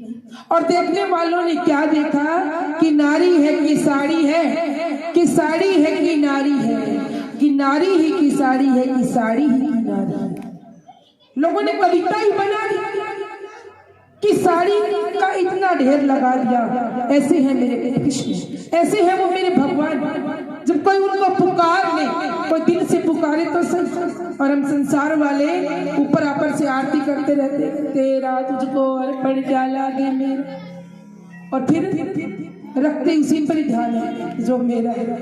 प्रभु को तो केवल दिखाते हैं। और देखिए मैं आज सरिता बहन के घर हम रुकते हैं, दिन में भोजन प्राप्त करते हैं, तो देखती हूँ इनके घर में जगह जगह कैमरे लगे हुए हैं, है ना, कैमरे लगे हुए हैं। मैं अंदर से देख रही थी कि यहाँ कौन कौन आके बैठा है। ये कैमरे लगे हैं ना, और हम आजकल दुकानों में बाजारों में जाते हैं, जगह जगह कैमरे लगे होते हैं और लिखा भी होता है आप कैमरे की नजर में हो, आप कैमरे की नजर में हो। और कोई चोर बेईमानी कुछ करने के लिए आता है, वो डर जाता है, करता भी नहीं है। हम लोग भी सावधानी से, सतर्कता से कुछ खरीदारी करते हैं, कैमरे में कुछ आ ना जाए, है ना, डर रहता है। आप कैमरे की नजर में है तो हम अब कैमरे की नजर में नहीं है, हम तो हरदम कैमरे की नजर में है। ये वाला कैमरा तो क्या पता फेल भी हो जाए, लेकिन वो ऊपर वाले का जो कैमरा है ना, वो हरदम हर घड़ी हम पर लगा हुआ है। हमने कब क्या किया, कब किसके बारे में क्या कहा, कब चुगली किया, कब निंदा किया, कब पाप कर्म किया, कब किसी का बुरा सोचा, हर एक घटनाक्रम कैमरे की नजर में है, रिकॉर्ड हो रहा है। और जब संसार छोड़कर जाएंगे ना, स्वर्ग नरक के चक्कर वालों को बता रही हूँ। जो गुरुमुख लोग हैं वो तो गुरु की बातों का अनुसरण करके परमात्मा के नजदीक पहुंच जाते हैं। जो गुरुमुख नहीं है और जो सत्संग से दूर है, उनकी कैमरे की रिकॉर्डिंग उनको दिखाई जाएगी ना, फिर रोएंगे माथे पर हाथ लगा लगा के, फिर पछताएंगे। इसीलिए इस कैमरे से ज्यादा उस कैमरे की नजर रखा करो। हमने क्या किया, क्या कहा, क्योंकि तन की जाने मन की जाने, जाने दिल की चोरी, उन साहेब से कुछ नहीं छूटा, उनके हाथ में डोरी। और द्रौपदी ने पुकार की और भगवान प्रकट हो गए। द्रौपदी की लाज बचा ली, लेकिन द्रौपदी फिर भी नाराज है और भगवान को बुलाना दे रही है। कृष्ण, तुमको आना ही था तो इतनी देर से क्यों आए? तभी क्यों नहीं आ गए जब कौरवों ने पांडवों को युद्ध जुआ खेलने के लिए बुलाया था? कोई बात नहीं, तब नहीं आए। वो हार रहे थे, मुझे दाव पर लगा दिया, तब तो आ जाते, तब भी नहीं आए। फिर भी कोई बात नहीं, जब दुष्ट दुशासन मुझे लेने गया तुम वहां भी नहीं आए, यहाँ भी नहीं आए, और जब मेरी इज्जत चली ही गई, थोड़ी बहुत बची, तब तुम आए, तो पहले नहीं आ सकते थे। कृष्ण कहते, द्रौपदी तुमने भी तो जो भाव से मुझे पुकारा वो भाव अभी आया ना, क्योंकि तुम्हारे मन में था मैं चित्राणी हूँ, दो चारों को तो मैं ही नहीं हिलने दूंगी। और जब चित्राणी का कुछ नहीं चला तो तुमने अपने ससुर, अपने परिवार वालों, अपने घर वालों पर तुमने नजर गड़ाई कि क्या पता मुझे ये बचा दे, लेकिन तुमने मुझे फिर भी नहीं पुकारा। और बिल्कुल जब तुमसे कुछ नहीं बन पाया, किसी ने कुछ नहीं किया, तब तुमने मुझे पुकारा। मैं दूर कहाँ था, मैं तेरे पास खड़ा था। पंजाबी में कहते हैं ना, प्रभु तेथों दूर नहीं पर तेरा भी कसूर नहीं, देखन वाली अखियां जेड़ी ओदी विच नूर नहीं। हम देखते ही नहीं है परमात्मा को। संसार की तरह की चीजें, संसार के बहुत सारे लोगों के प्रलोभन, माया की चीजें, माया की वस्तुएं हमें प्रिय हैं। हम परमात्मा को देखना ही नहीं चाहते, और जिस दिन हमने परमात्मा को देखना शुरू कर दिया तो फिर हमें संसार की चीजों में कोई लालच ही नहीं रहेगा। और द्रौपदी को कृष्ण ने समझा, द्रौपदी तुमने जब मुझे पुकारा मैं तुम्हारे पास खड़ा था, तुम मुझे पहले पुकार लेती तो मैं तुम्हारे पास पहले ही आ जाता। और द्रौपदी फिर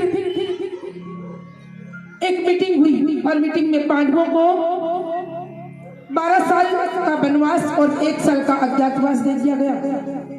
और दुर्योधन हमेशा कोई ना कोई खुरापात करता रहता। पांडवों ने अपना वनवास पूरा किया, वापिस आए और आकर के अपना हिस्सा फिर से मांगा, फिर से दुर्योधन ने मना कर दिया। भगवान कृष्ण आए और कृष्ण ने कहा, पांडवों मैं तुम्हारी तरफ से बात करता हूँ। और भगवान कृष्ण दुर्योधन को समझाना चाहा। दुर्योधन ने कहा, महाराज एक सुई की नोक टिके इतना भी धन, इतनी भी भूमि में पांडवों को नहीं दूंगा, चाहे इसके लिए मुझे कुछ भी करना पड़ जाए। कृष्ण ने कहा, दुर्योधन कुछ नहीं, युद्ध होगा। कहा, महाराज युद्ध हो जाए, मुझे कोई परवाह नहीं, युद्ध कर लेंगे, लेकिन मैं पांडवों को दूंगा कुछ भी नहीं। कृष्ण ने आकर पांडवों से कहा, युद्ध होगा, तैयारी करो। युधिष्ठिर ने कहा, महाराज फिर आप ही जाओ शांति दूत बनकर, और जाकर के कौरवों को समझाइए, अगर नहीं मानते तो फिर युद्ध करना पड़ेगा, जैसी आपकी आज्ञा रहेगी। और भगवान कृष्ण शांति दूत बनकर फिर हस्तिनापुर जाते हैं, और हस्तिनापुर जाकर दुर्योधन से मिलते हैं, दुर्योधन को समझाते हैं। दुर्योधन कहता, नहीं महाराज युद्ध करूंगा, हो जाने दो युद्ध, कोई दिक्कत नहीं। कृष्ण कहते हैं, मूर्ख दुर्योधन, युद्ध के परिणाम बड़े बुरे होते हैं। युद्ध में लाखों स्त्रियां, लाखों लोग मारे जाएंगे, और लाखों स्त्रियां विधवा हो जाएंगी, और जो उनकी संतान पैदा होगी वो वर्ण संकर होगी। तुम युद्ध कर रहे हो, युद्ध के नतीजे बड़े बुरे होंगे। दुर्योधन नहीं माना, और दुर्योधन ने कहा, महाराज आप तो हमारे रिश्तेदार हो, आप इतना क्यों वो कर रहे हो? आप तो आइए बैठिए, जलपान कीजिए, भोजन कीजिए, मैंने आपके लिए 56 भोग बनवाया है। कृष्ण कहते हैं, दुर्योधन मुझे तुम्हारे 56 भोग में कोई रुचि नहीं, मुझे किसी का भोजन नहीं चाहिए, क्योंकि मैं तो भोजन 2 ही जगह प्राप्त करता हूँ। एक वहां जहां मुझे बड़ी भूख लगी हो, मुझे भूख इतनी लगी हो कि के मारे मेरे प्राण निकल रहे हैं। मैं वहां भोजन करता हूँ और दूसरा वहां जा खिलाने वाले का भाव, क्योंकि ना तो मैं 56 भोग खाता हूँ और ना मैं किसी की सवामणि खाता हूँ, ना मैं किसी का माखन मिश्री खाता हूँ। मैं तो भाव का भूखा हूँ। हे दुर्योधन, मुझे भाव प्रिय है। और ये कहकर कृष्ण वहां से निकल जाते हैं और हस्तिनापुर के जो प्रधानमंत्री हैं विदुर जी, वो है तो प्रधानमंत्री लेकिन रहते कहाँ हैं? शहर से बाहर अपनी एक कुटिया बनाकर अपनी पत्नी के साथ रहते हैं।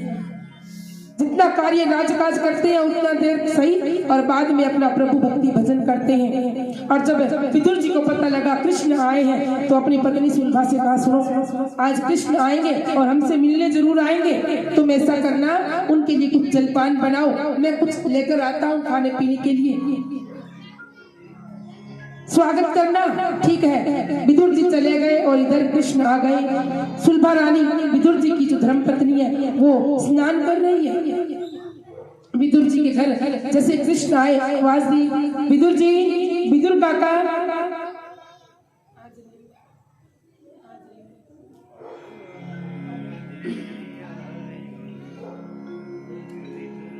आवाज दी और विदुर जी की पत्नी जो स्नान कर रही थी जल्दी से उल्टे पुल्टे कपड़े पहने हुए कृष्ण आ गए और प्रेम में आविर्भूत बावली सी बनकर, दीवानी सी बनकर जल्दी से दरवाजे का आकर देखती है कृष्ण खड़े हैं। कृष्ण आ गए। हाँ काकी। कृष्ण को पकड़कर अंदर ले गई और बिठा रही है। विदुर जी तो घर नहीं है लेकिन विदुर जी की पत्नी बड़े प्रेम और भाव से, भक्ति से, क्योंकि कृष्ण स्वयं उनके घर आए हैं और विदुर जी की पत्नी स्वागत कर रही है। कृष्ण कन्हैया लाल की।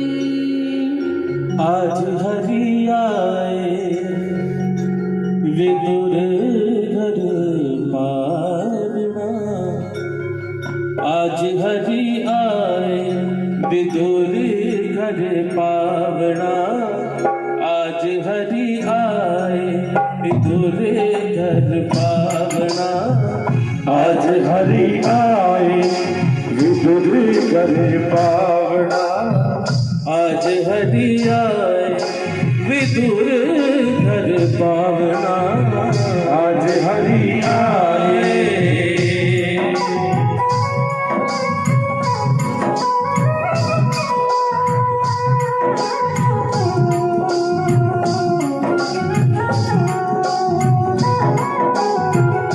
विदुर नहीं घर थी विदुरानी, विदुर नहीं घर थी विदुरानी, आवत देखे है सारंग पानी, आवत देखे सारंग पानी, भोजन कहाँ दिमावना, भोजन कहाँ दिमावना, आज हरि आए विदुर हरि पावना, आज हरि आए विदुर घर पावना, आज हरि आए।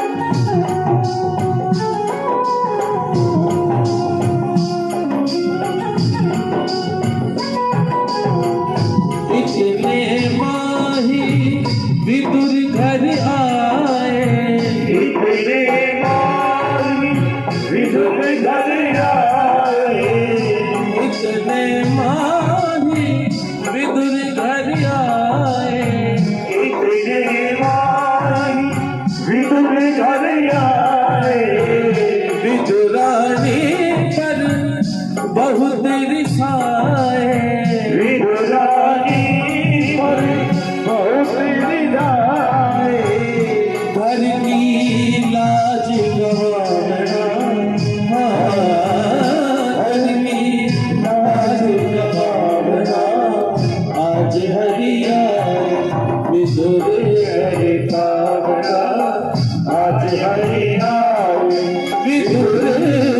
भावना आज हरि आए।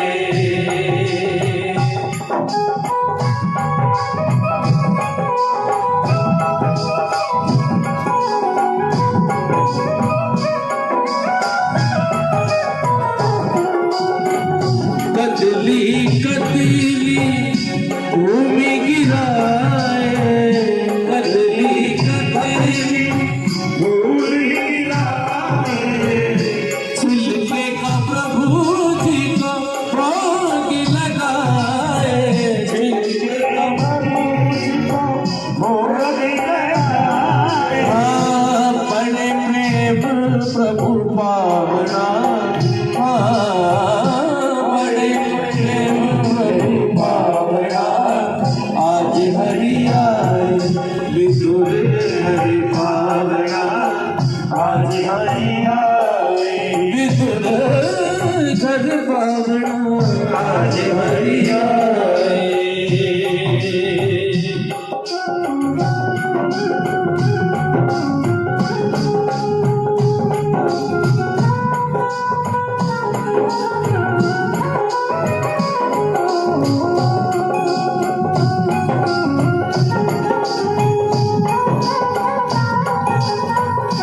और कन्हैया क्या कह रहे हैं?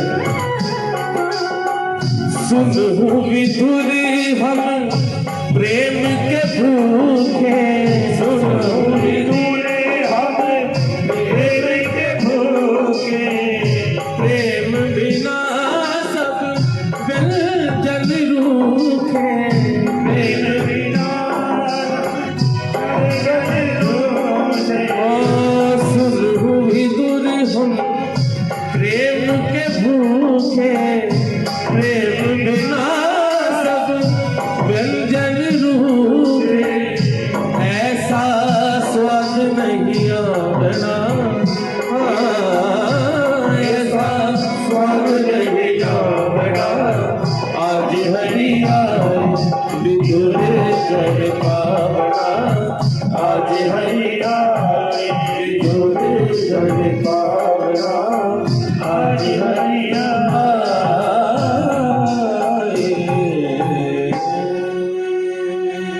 कृष्ण कन्हैया लाल की, भक्त और भगवान की। और विदुर जी ने आकर के प्रेम की जो सगाई है, प्रेम का जो रिश्ता है विदुर जी के साथ भगवान का, वो निभाया। और दुर्योधन की मेवा त्यागी साग विदुर कर खाया। और जब विदुर जी ने अपनी पत्नी को कहा, अरे सुन भाई, तुम्हें पता नहीं भगवान आए हैं घर पे और तुम केले के छिलके खिला रही हो, अपनी पत्नी को धमका रहे हैं। तो कृष्ण कहते हैं विदुर जी, ना तो मैं भिलनी के बेर खाता हूँ और ना मैं किसी के छप्पन भोग खाता हूँ, मैं तो प्रेम का भूखा हूँ और मैं तो प्रेम और भाव ही खाता हूँ। सबसे ऊंची प्रेम सगाई, सबसे ऊंची प्रेम सगाई, सबसे ऊंची प्रेम सगाई, सबसे ऊंची प्रेम सगाई। दुर्योधन की मेवा त्यागी, दुर्योधन की मेवा त्यागी, साग विदुर घर खाई, सबसे ऊंची प्रेम सगाई, सबसे ऊंची प्रेम सगाई। और विदुर जी को भगवान ने संदेश दिया और आकर के पांडवों से कहा, युद्ध निश्चित है। युद्ध की तैयारी की गई। अर्जुन और दुर्योधन भगवान कृष्ण से सहायता मांगने गए। दुर्योधन को भगवान ने कहा कि मैं अस्त्र शस्त्र नहीं उठाऊंगा, तुम अक्षौहिणी सेना ले जाओ। और पांडवों को कहा कि मेरे पास सब कुछ नहीं है। अर्जुन ने कहा, महाराज मुझे कुछ नहीं चाहिए, मुझे केवल आप के हाथों में अपने जीवन की गाड़ी को सौंपना है और मुझे आप संभाल लेना। रथ के सारथी बनना स्वीकार किया। समय आया, युद्ध शुरू हो गया। युद्ध जब शुरू होने लगा तो भगवान कृष्ण ने अर्जुन के रथ को दोनों सेनाओं के बीच में रोक दिया पंचजन ने शंख बजाया और कहा अर्जुन देखो तुम्हारे रिश्तेदार जिनको तुम्हें मारना है। जैसे कहा अर्जुन को मोह हो गया। अर्जुन ने कहा महाराज मैं युद्ध नहीं करूंगा। अपने रिश्तेदारों को, अपने परिवार को, अपने घर वालों को मार कर जो राज्य मिले वो राज्य मुझे नहीं चाहिए, क्योंकि मुझे तो शांति चाहिए, प्रेम चाहिए, मुझे धन की लोलुपता नहीं है। और ऐसे धन का मैं क्या करूंगा, जहाँ ना पुत्र बचेंगे, ना स्त्री बचेगी, ना घर बचेगा, ना परिवार बचेगा, मैं नहीं मारूंगा। और भगवान कृष्ण कहते हैं अर्जुन तू कौन है मारने वाला, सबको मारने वाला बनाने वाला तो मैं हूँ। और भगवान कृष्ण ने सुंदर गीता का ज्ञान दिया और युद्ध की जगह कुरुक्षेत्र, हमारे ही हरियाणा का कुरुक्षेत्र निश्चित किया गया। और उसी कुरुक्षेत्र के मैदान में लगातार 18 दिनों तक युद्ध हुआ। और इसी बीच भगवान कृष्ण ने अर्जुन को गीता का सुंदर ज्ञान दिया।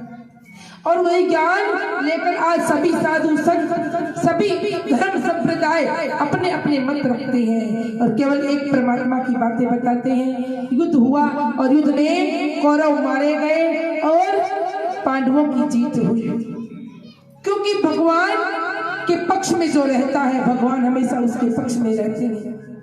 जो भगवान के अनन्य भक्त हैं, जिनको उनके अलावा और कुछ दिखाई नहीं देता, ऐसे परम भक्तों को वह हमेशा ध्यान रखते हैं, याद करते हैं। इसलिए प्रेमी भक्त आत्माओं हमें हमेशा अपने आप को प्रभु के चरणों में समर्पित रखना है, जिससे कि प्रभु हमारी तरफ देखते नहीं, ध्यान करते नहीं। और आज का ये कथा का प्रसंग, क्योंकि अभी एक सुंदर झांकी आएगी, बच्चे तैयार बैठे हैं, ले आए और कथा को हम यहीं रखेंगे। बस झांकी होगी, उसके बाद आरती होगी और कल कथा का चौथा दिवस रहेगा। कल कथा में कृष्ण जन्म महोत्सव धूमधाम से मनाया जाएगा। मैं निवेदन करूंगी कल अपने अड़ोसियों पड़ोसियों को सबको साथ लेकर आएंगे, दोनों हाथों में दो को पकड़ कर लाएंगे, बताएंगे कथा चल रही है, क्योंकि हमें तो आना ही है, लेकिन अपने साथ दो को लेकर आएंगे तो उनको जो पुण्य मिलेगा उसका आधा हमें मिलेगा। अगर इस पुण्य को, आज वाले पुण्य को कल डबल करना है तो दो को साथ पकड़ कर लाएंगे। कल समय पर आएंगे। कल टॉफियों का प्रसाद लगेगा, तो जो भी टॉफी लेकर आना चाहे लेकर आएंगे। बोलो कृष्ण कन्हैया लाल की। और मैं बता दूं ये कथा किसी एक व्यक्ति की नहीं है, आप सबकी कथा है। सभी इसमें बढ़ चढ़ कर भाग लें, सब अपनी जिम्मेवारी समझें। हमें कथा में चलना है, आना है, यहाँ पर सुनना है। ऐसा नहीं कि 3 बज गए 4 बज गए हम बैठे रहते हैं, कथा शुरू हो जाती है 1 बजे और आप आते हो 4 बजे। नहीं, ये आपका मोहल्ला, आपका एरिया, आपका नगर है। इसमें कथा में भी आपकी जिम्मेवारी होनी चाहिए। कथा का समय अगर 1 बजे है तो हम 1 बजे पहुंच जाएंगे। घर के काम तो यूं ही चलते रहेंगे, 1 बजे आप यहाँ पर हाजिर हो जाया करो। और कल बहुत सुंदर सुंदर कथाएं, सुंदर सुंदर झांकियां यहाँ पर देखने को मिलेंगी, तो आप समय पर आएंगे। और आज के लिए रखते हैं जय जय श्री राम, जय जय श्री राम, जय जय श्री राम। राधावर कृष्ण चंद्र की जय। सभी को एक बार मेरे साथ मिलकर बोलने पड़ेगा प्रणाम जी। यहाँ वालों को पता नहीं है क्या प्रणाम जी बोलने का? एक बार जोर से मेरे साथ मिलकर बोलिए प्रणाम जी। जय जय।